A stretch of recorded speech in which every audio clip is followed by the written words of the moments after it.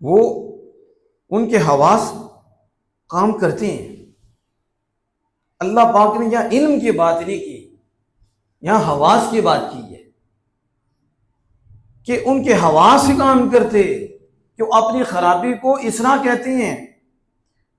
ये तो जानवरों के मर्तबे भी नहीं है, यानी इतने गिरे कि जो जानवरों का मर्तबा है वो ये वहां तक भी नहीं पहुंचे। अब इन्हें जानवर भी नहीं कहना चाहिए, बल्कि जानवरों से भी बदतर हैं कि जानवर भी अपनी आंख से पहचानते हैं। जानवर को भी ये महसूस होता है कि ये चीज नुकसानदेह है, ये नुकसान देगी, ये मेरा मालिक है, ये मेरी परवरिश करता है, मेरी देखभाल करता है, ये उसके आगे भी झुकेगा। फिर जानवर इतना शऊर रखता है कि इस चीज में मुझे नुकसान होगा, और ये ऐसे कमीने हैं कि ये अपने नुकसान को भी इसराह कह रहे हैं, ये अपनी बर्बादी तबाही को भी इसराह कह रहे हैं। तो अल्लाह फरमा के इनके ये जारी ये हवास जो है ये भी काम नहीं करते, जबकि जानवरों के ये काम करते हैं, और जानवर नुकसान को पहचानता है। तो इसलिए लिखा कि ये जानवरों के मर्तबे में नहीं है, जानवर भी इनसे आगे हैं, क्योंकि वो पहचानते हैं, वो इसको समझते हैं कि ये नुकसानदेह है और ये मेमारक है, मालिक है, उसके पीछे चलते हैं। और ये कमीने जो हैं ये हवास से भी रह गए हैं, इसलिए इन्हें जानवर भी नहीं कहना चाहिए, ये जानवर से गिरकर ये बदतरीन मखलूक में शामिल हो। अब ये अंदाज आप देख लें कि क्या इनकी हालत है। अला इन्नहुम हुमुल मुफसिदूना वलाकिन ला यशऊरून, कि ये उसका शऊर नहीं रखते। यहाँ ये जो इज़ा क़ील लहुम, जब इन्हें कहा जाए, क्या कहा जाए, यानी इससे मुराद या तो है कि इन्हें कहा जाए या राय दी जाए। वैसे कौल के कई मानी हैं, कौल तो मज़हब पे भी बोला जाता है, और जो कौल है वही ख्यालात भी बोला जाता है। कौल का लफ्ज़ बात करने पे भी बोला जाता है, बात पे भी बोला जाता है, राय पे भी बोला जाता है, मज़हब पे भी बोला जाता है। यहाँ क्या है, जब उन्हें कहा जाए, बात की जाए उनसे, या फिर उन्हें राय दी जाए।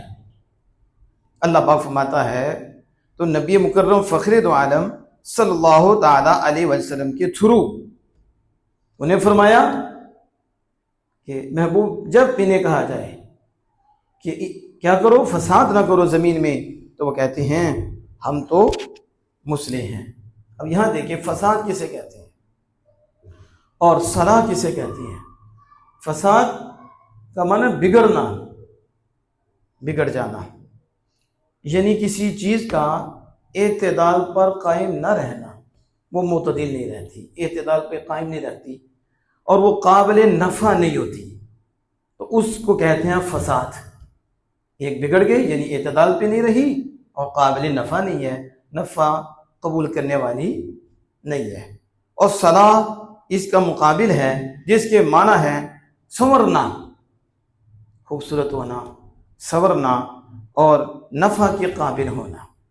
जहाँ सलाह होगी वहाँ नफ़ा की कबूलियत होगी, वो चीज़ संवरेगी। तो इस फसाद सलाह में बहुत गुंजाइश है, फसाद और सलाह में। यानी नफ्स का फसाद, ये भी फसाद है, दो शख्सों का झगड़ा, ये भी फसाद है, हर शहर का फसाद, ये भी फसाद है, किसी ख़ास मुल्क का फसाद, वो भी फसाद है, और ज़मीन का फसाद। तो अल्लाह पाक ने यहाँ फरमाया कि ज़मीन में फसाद ना करो। यहाँ ज़मीन का फसाद मुराद है, ला तुफ़सिदू फ़िल अर्दी, ज़मीन में फसाद ना करो। यानी अगर तुम खुद बिगड़े हुए हो, तुम्हारी तबाही हो रही है, तुम्हारी बर्बादी हो रही है, तो औरों की बर्बादी तो ना करो, औरों पे तो मेहरबानी करो। कहते तेरा तो बेड़ा गर्क हो गया है, तेरा तो सत्यानाश हो गया है, ऐसा का क्यों करना है, कमीने इनका क्यों करते हो, इन पे तो मेहरबानी करो, इन पे तो रहम करो, और ये कुफर ना फैलाओ, ये खबासत आगे कन्वर्ट ना करो, अल्लाह के महबूब के खिलाफ लोगों को बातें ना बताओ, लोगों को आपके खिलाफ ना करो, सहाबा के खिलाफ ना करो, ईमान के खिलाफ ना करो, ये फसाद ना फैलाओ, इससे बाज आ जाओ। लेकिन मुनाफिकीन की ये जो बीमारी थी, ये बीमारी मुतअद्दी थी, यानी ये बीमारी फैलने वाली थी। ये वो बीमारी नहीं थी कि उनके अपने तक ही रही, बल्कि ये बीमारी फैली। हज़रत सैयदना अब्दुल्ला बिन अब्बास रज़ियल्लाहु ताला अन्हुमा, हज़रत हसन रज़ियल्लाहु ताला अन्हु, हज़रत क़तादा रज़ियल्लाहु ताला अन्हु, इन्होंने सदी से ये कौल किया है कि यहाँ फसाद से मुराद है एलानिया गुनाह करना, यानी ज़ाहिर गुनाह करना, क्योंकि एलानिया गुनाह से खुदा की रहमतें बंद हो जाती हैं। ये याद रखिए, एलानिया गुनाह से क्या होता है?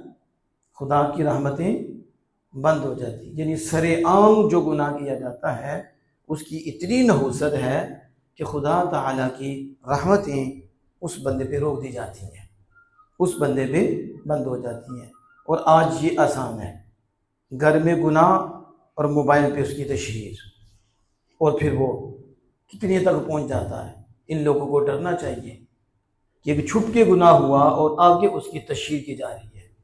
अपनी जवान बेटी को साथ बैठाकर लोगों को दिखाया जा रहा है, अपनी बेगम को साथ बैठाकर और जिस अंदाज से तैयार किया है, और फिर आगे उसकी तशहीर हो रही है, और झूठ बोल के उसकी तशहीर हो रही है। शरीयत के खिलाफ काम करके उसकी आगे तशहीर हो रही है। इन लोगों को डरना चाहिए कि ये खुदा के आज़ाब को दावत देती है, और इनके लिए रहमत के दरवाजे बंद हो जाते हैं, क्योंकि एलानिया गुनाह है। देखो, शरीयत मुतहरा में हज़रत इंसान और अल्लाह को जो मानते हैं उनको कितनी इज्जत दी गई और उन पे कितनी मेहरबानी फरमाई गई कि शरीयत में ये मौजूद है कि गुनाह आपसे हो जाए तो उस गुनाह का जिक्र नहीं करना और किसी को उसकी इत्तला नहीं देनी और उसको गवाह नहीं बनाना। गुनाह का इजहार भी गुनाह है, यानी एक गुनाह छुप के हुआ, अब आके वो इजहार कर रहा है तो ये भी गुनाह है। हुक्म ये है कि गुनाह छुपाया जाए और अल्लाह से राब्ता करके माफी मांग ली जाए। यहां तक फुकाहे किराम ने लिखा कि एक बंदे के वित्र रह गए हैं, अब वो सामने वित्र पढ़ना चाहता है, उसकी कदा करना चाहता है, तो उस वक्त हाथ ना उठाए, क्योंकि ये सुन्नत है। अगर ये हाथ उठाएगा तो जो मौजूद हैं उन्हें पता चल जाएगा कि इसने वित्र छोड़े हुए हैं, तो वो गुनाह के गवाह बन जाएंगे और गुनाह का इजहार हो जाएगा। आप समझ रही? हमारे यहाँ तो अल्लाह पाक की फजल फरमाए, बड़ी महफिल में भी लोगों को रुसवा कर दिया जाता है। उनका गुनाह छुपा होता है, उंगली करके उसको नंगा कर दिया जाता है, और बाद लोग उन्हें अर्श पे समझते हैं जो ऐसे काम करते हैं। मतलब 10 बंदों के सामने किसी का गुनाह ज़ाहिर कर दिया तो पहले तो गुनाह का इजहार ही गुनाह है, दूसरा 10 गवाह बन गए। अब गवाही कैसे तोड़ेगा उसकी? उनके सामने नमाज पढ़ेगा तो गवाही टूटेगी ना। जो उसने कसब किया, सच्ची तौबा होगी तो गुनाह उसका पहले तो इजहार हो गया। तो शरीयत में यह है कि एक बंदे ने नमाज नहीं पढ़ी और आप उससे पूछते हैं क्या तुमने जोहर की नमाज पढ़ी है, तो वो कहे कि पढ़ी है, झूठ बोल दे, पढ़ी है। क्यों? क्योंकि अब अगर बताएगा तो गुनाह का इजहार हो जाएगा और वो गुनाह का गवाह भी बन जाएगा। और शरीयत इससे रोकती है, पढ़ता भी रहे, गुनाह का इजहार भी ना हो, तो उधर झूठ बोले, उसे तो पता नहीं, फिर जाके नमाज अदा करके रब के यहाँ तौबा कर ले। आप समझ रही हैं? यानी इतना तहफ्फुज है मोमिनीन का, इतना तहफ्फुज किस मजहब में है? ये बताओ हमें। ये मजहब इस्लाम है, ये दीन इस्लाम है, जिसमें देखो तुमने रब को माना है तो रब कितना करम फरमाता है कि गुनाह की तशहीर न करना, गुनाह को ज़ाहिर न करना। लेकिन जो ऐसे ही चुतर बेमुहार हैं उनका क्या बनेगा? तो यहां जो बात हो रही है कि एलानिया गुनाह यानी सामने जो गुनाह किया जाता है उससे रब की रहमत रोक दी जाती है और रब अपनी रहमत रोक लेता है। फिर अजाब नाजिल होता है, कत्ल, खून, गारत गिरी वगैरह शुरू हो जाती है। रहमत जब रुक गई ना तो फिर क्या होगा? यही अजाब नहीं है? मुझे बताओ, खालिक कायनात जल्ला वाला नज़र रहमत उससे हटा दे और नबी मुकर्रम फ़ख्र दो आलम सल्लल्लाहु अलैहि वसल्लम करम की नज़र उसे फेर दें, तो इससे बड़ा अजाब और क्या है? कोई है? तो फिर क्या होगा? फिर अब उससे अच्छे काम होंगे। अब क्या होगा? फसाद ही होगा। अब खून, कत्ल, गारत, ग़ीबत, चुगली, लड़ाई झगड़े यही होंगे, क्योंकि रहमत उससे रोक दी गई है। तो चूंकि ये लोग जो थे मुनाफिक, मौका पाकर इलानिया गुनाह भी करते थे। अब कोई सवाल कर सकता है कि मुनाफिक तो छुप कर करते थे, तो यहां इलानिया की कैसे बात आ गई? तो इसका जवाब यूं दिया कि ये मौका पाकर इलानिया भी करते थे, और जब सहाबाए किराम से बात होती ना तो फिर चुप हो जाते थे। अंदर में शैतान ही था, ऊपर से फिर इज़हार नहीं करते थे। आपको पता है ये दोगले बंदे का क्या हाल होता है। अल्लाह पाक बचाए, दोगले से बचाए। आपके पास बैठा आपका, उसके पास बैठा उसका, ना आपका ना उसका, वो सिर्फ अपने नफ्स का है। उस कमीने को सिर्फ अपनी ही है, सिर्फ अपनी जात की है। उसने अपने नफ्स को पालना है, अपनी ख्वाहिश को पालना है। ना वो आपका है ना उधर का है। जिधर का उसे फायदा मिलेगा वो उधर का है। ये मुनाफिक है। मुसलमानों से फायदा मिला, दिल में कुफर रखा हुआ है, सारी उनके साथ। उधर काफिरों तक बातें पहुंचाई, उधर फायदा।